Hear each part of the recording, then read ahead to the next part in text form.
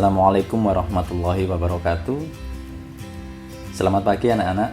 Bagaimana kabar kalian hari ini? Semoga kita semua selalu dilimpahi kesehatan oleh Allah Subhanahu wa taala. Bertemu lagi dengan saya, Pak Gani. Hari ini kita akan melanjutkan lagi materi kita mengenai teks deskripsi. Hari ini adalah pertemuan kita yang terakhir yang membahas mengenai teks deskripsi. Di pertemuan sebelumnya kita sudah belajar banyak sekali mengenai teks deskripsi. Mulai dari ciri-ciri, mulai dari pengertian, struktur teks deskripsi, dan yang terakhir kemarin kita juga sudah belajar mengenai unsur kebahasaan di dalam teks deskripsi. Nah, maka di pertemuan yang terakhir ini kita akan coba untuk menyusun atau menulis teks deskripsi. Nah, sebelum kita mulai pembelajaran kita hari ini, mari kita awali pertemuan kita hari ini dengan bacaan suratul Fatihah. Oleh diniyah wa ala kulli niyatin sholih. Al-Fatihah.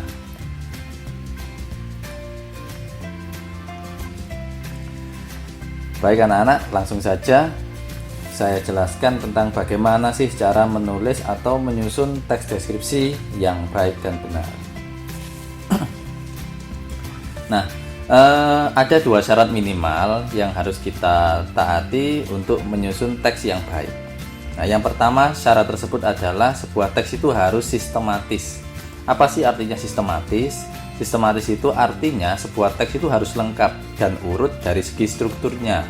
Kemudian memiliki kesatuan ide serta memiliki isi yang menjelaskan objek dengan mendetail. Nah, jadi nanti kalau kita menulis teks deskripsi, struktur dalam teks deskripsi itu harus lengkap. Mulai dari judul, identifikasi, deskripsi bagian, dan penutup atau simpulannya, semuanya harus ada dan urut. Nah, itulah yang disebut dengan sistematis. Kemudian yang kedua, menggunakan kaidah kebahasaan yang baik. Nah, artinya sebuah teks, nah nanti di sini teks deskripsi yang kalian tulis itu harus menggunakan ejaan, tanda baca, pemilihan kata, dan kalimat yang baik dan benar. Nah, seperti yang sudah kemarin sudah saya jelaskan kepada kalian semua. Nah, bagaimana sekarang langkah-langkah dalam menyusun teks deskripsi? Ketika kita menyusun teks deskripsi, paling tidak ada 3 langkah-langkah yang harus kita lalui. Yaitu yang pertama adalah memilih objek dan melakukan pengamatan terhadap objek tersebut. Nah, objek yang dipilih lebih baik adalah objek yang dekat dengan diri kita, agar nanti ketika kalian mendeskripsikan objek tersebut, itu dapat mendetail. Setelah memilih objek, kita dapat melakukan pengamatan terhadap objek tersebut. Pengamatan ini sebenarnya tidak wajib di dalam teks deskripsi. Kalau kalian sudah benar-benar hafal mengenai objek tersebut, kalian bisa saja langsung membayangkan kemudian menulisnya. Nah, tapi jika objek yang kalian amati ini kalian masih belum hafal atau belum memahami, belum mengenal secara mendetail, nah kalian bisa melakukan pengamatan terhadap objek tersebut terlebih dahulu. Kemudian yang kedua yaitu menyusun kerangka karangan. Nah, menyusun kerangka karangan dapat dilakukan dengan membuat pertanyaan tentang hal-hal yang akan kalian amati atau kalian jelaskan nanti di dalam teks deskripsi kalian.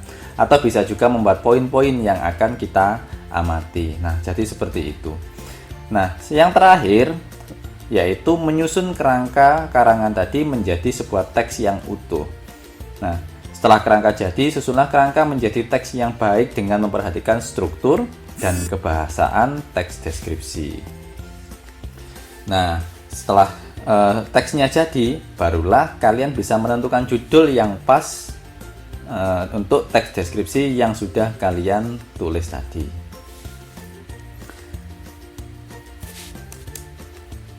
Oke, sekarang mari langsung saja kita coba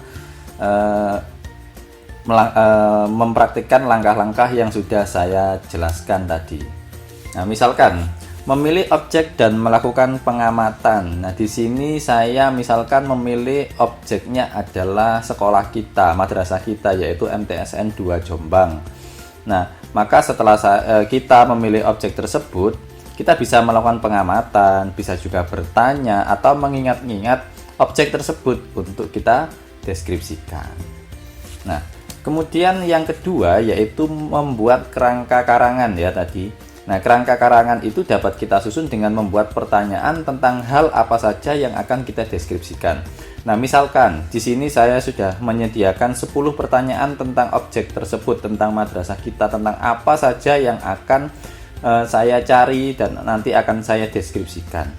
Nah, misalkan yang pertama adalah letaknya, di mana letak MTSN 2 Jombang, kemudian yang kedua, kapan MTSN 2 Jombang didirikan, yang ketiga, siapa kepala madrasahnya, kemudian yang keempat, berapa jumlah siswa MTSN 2 Jombang, yang kelima, bagaimana tampilan fisik MTSN 2 Jombang, kemudian yang keenam, berapa jumlah kelas dan siswa, yang ketujuh, apa saja fasilitas yang tersedia, kemudian yang kedelapan, apa saja hal menarik yang kamu jumpai di sana, yang kesembilan, apa kebiasaan-kebiasaan yang ada di MTSN 2 Jombang, dan yang terakhir adalah bagaimana kesan dan harapanmu bersekolah di sana.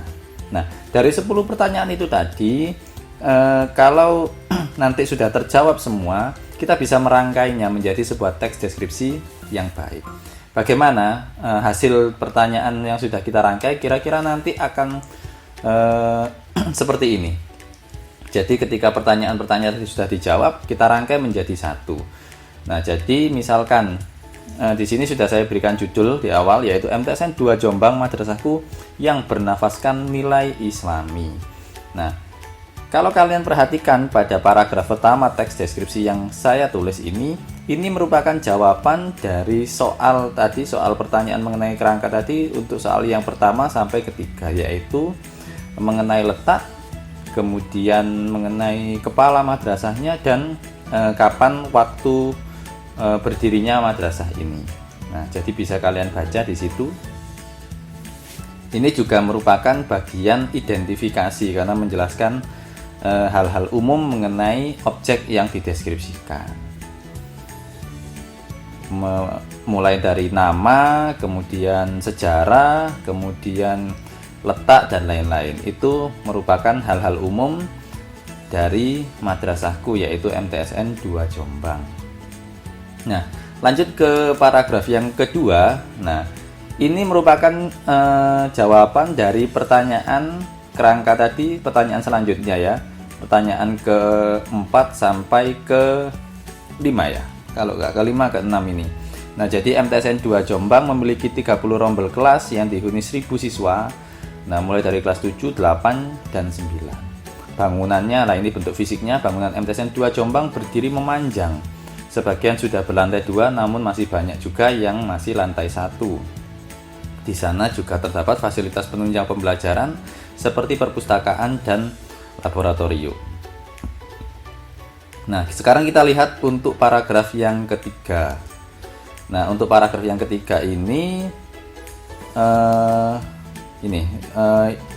menjelaskan mengenai keadaan dari MTSN 2 Jombang, yaitu sangat bersih, kemudian nilai-nilai keislamannya masih kental karena kegiatan keagamaan yang tidak pernah putus sepanjang hari. Nah, di sini pada bagian ini merupakan deskripsi bagian saya menjelaskan mengenai keunikan atau hal-hal yang kita jumpai di dalam madrasah, yaitu selalu diisi dengan kegiatan keagamaan yang tidak pernah putus sepanjang hari. Nah, jadi di situ saya menjelaskan bahwa setiap pagi anak-anak diajak sholat duha berjamaah, kemudian sholat duhur berjamaah dan sholat asar berjamaah. Di sini saya juga menjelaskan mengenai bahwa setiap hari Kamis itu juga rutin diadakan istighosa bersama yang diikuti oleh semua warga madrasah. Ini merupakan deskripsi bagian karena ini tidak selalu bisa kita jumpai di madrasah-madrasah yang lain. Ini adalah keunikan dari madrasahku MTSN 2 Jombang. Nah, ini adalah paragraf yang terakhir. Di paragraf yang terakhir ini adalah kesan atau harapan saya terhadap MTSN 2 Jombang. Ini merupakan jawaban dari soal yang terakhir tadi. Bagaimana kesan dan harapanmu tentang MTSN 2 Jombang? Inilah jawabannya. Nah, jadi di sini saya menulis bahwa aku sangat bangga bisa bersekolah di sana. Disinilah langkah awal saya untuk meraih cita-cita dan menjadi insan yang Islami. Nah, harapannya adalah saya akan bersungguh-sungguh dalam belajar di sana karena semua guru dengan sabar selalu membimbing saya. Nah, itu adalah bagian penutup dari teks ini. Ini adalah struktur yang terakhir, yaitu penutup atau simpulan. Oke, bagaimana anak-anak? Kira-kira sudah bisa untuk menulis teks deskripsi yang baik dan benar? Oke, kalau sudah, sekarang saya berikan tugas untuk kalian di rumah dan di asrama. Jadi tugasnya sederhana saja, nanti silakan membuat sebuah teks deskripsi. Caranya kira-kira bisa seperti yang sudah saya contohkan tadi. Bagi yang di rumah, silakan kalian mendeskripsikan tentang rumah kalian. Sedangkan yang di asrama, kalian mendeskripsikan tentang asrama kalian. Jadi mudah ya. Jadi yang di rumah mendeskripsikan mengenai rumah kalian masing-masing. Nah, yang di asrama juga mendeskripsikan mengenai asrama masing-masing. Oke, itu adalah tugas kalian untuk di rumah dan di asrama. Kemudian jangan lupa satu lagi, minggu depan pertemuan selanjutnya kita akan melaksanakan ulangan harian 1. Materinya adalah semua yang sudah kita pelajari mengenai teks deskripsi. Jadi ulangan bab teks deskripsi. Paham ya? Oke. Tidak terasa pertemuan kita hari ini sudah selesai. Mari kita tutup dengan bacaan Alhamdulillah. Oke, terima kasih anak-anak atas perhatian kalian. Akhir kata, ihdinas siratal mustaqim. Wassalamualaikum warahmatullahi wabarakatuh.